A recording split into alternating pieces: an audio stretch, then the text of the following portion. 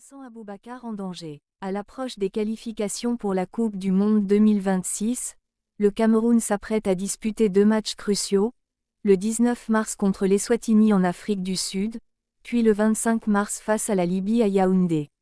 Alors que le sélectionneur Marc Brice doit faire ses choix offensifs, une question se pose: Vincent Aboubakar est-il toujours l'homme de la situation en attaque?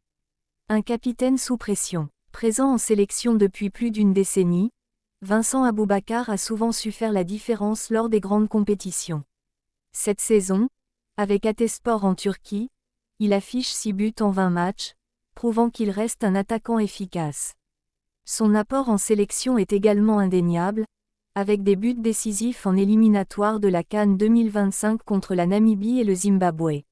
Cependant, l'attaquant de 32 ans semble moins tranchant sur le terrain. Moins mobile et impliqué dans le pressing, il donne parfois l'impression de manquer de fraîcheur. Dans ce contexte, son statut de titulaire est remis en question, d'autant plus que plusieurs jeunes talents frappent à la porte.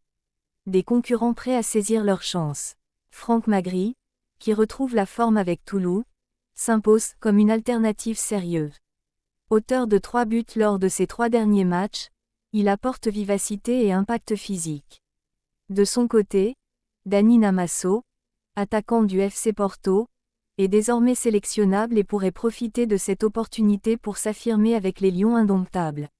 En termes de statistiques, Aboubakar conserve un léger avantage, mais Magri, 3 buts en 26 matchs, et Namasso, 3 buts en 32 matchs, offrent des profils différents et une fraîcheur qui pourrait séduire le sélectionneur.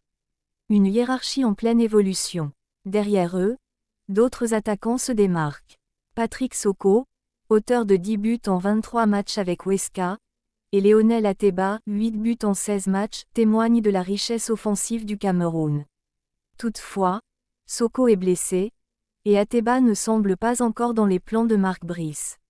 Le sélectionneur devra donc trancher en fonction des besoins de l'équipe et de la forme des joueurs. Si Vincent Aboubakar reste un cadre incontournable, la concurrence n'a jamais été aussi forte et son statut de titulaire n'est plus garanti.